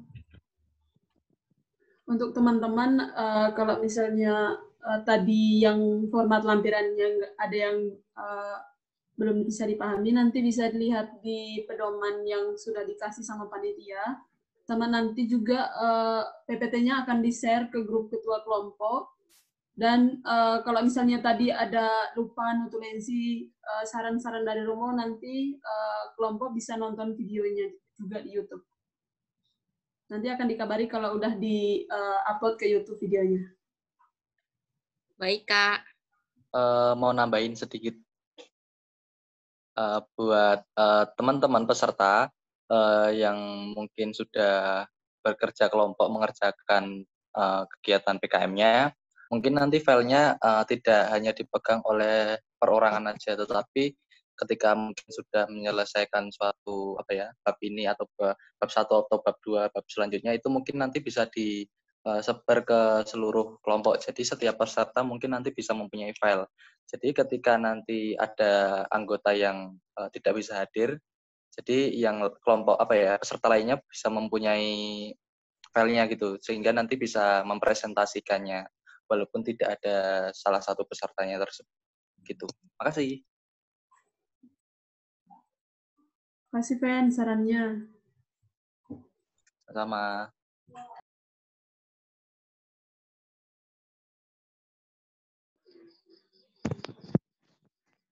Baik, karena sudah cukup dan tadi juga semua sudah disampaikan. Dan pembukaan tadi juga dibukanya dengan doa. Mari kita tutup juga dengan doa. Saya minta untuk Fikri bisa memimpin doa. Baik Emma, terima kasih. Baik, saya akan memimpin doa secara Muslim, yang lain mohon menyesuaikan. Bismillahirrahmanirrahim. Alhamdulillahirabbil alamin, arrahmanirrahim, maliki yaumiddin. Iyyaka na'budu wa iyyaka nasta'in, ihdinas siratal mustaqim, siratal ladzina an'amta 'alaihim, ghairil maghdubi 'alaihim waladdallin. Amin. Selesai. Terima kasih Fikri. Sama-sama.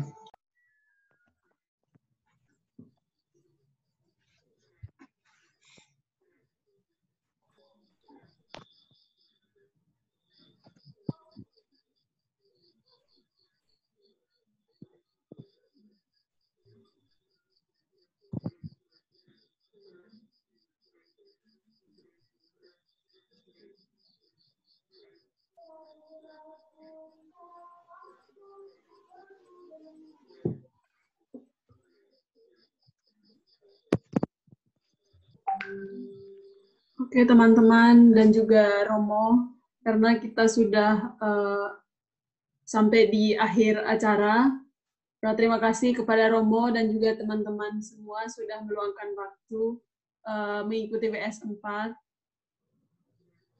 Semoga apa yang sudah disarankan sama Romo dapat berguna bagi teman-teman untuk memperbaiki proposalnya.